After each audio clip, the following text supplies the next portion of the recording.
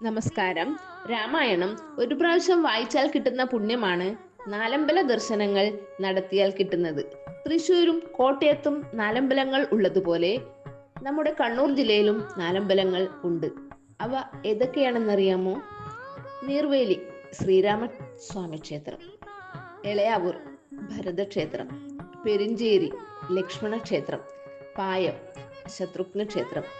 ത്രേതായുഗത്തിൽ ശ്രീരാമ ലക്ഷ്മണന്മാരുടെ വനവാസ കാലത്ത് അവർ ഇവിടെ എത്തിയെന്നാണ് വിശ്വാസം. പൊന്മാനായി വന്ന മാരീചനെ തേടി ശ്രീരാമൻ നിർവേലിയിലും സീതയ്ക്കു കാവൽ നിൽക്കുന്ന ലക്ഷ്മണൻ പെരിഞ്ചേരിയിലുമാണെന്നാണ് കരുതപ്പെടുന്നത്. ശ്രീരാമക്ഷേത്രത്തിലെ പ്രധാന വഴിപാട് മഞ്ഞപ്പെട്ടാണ്.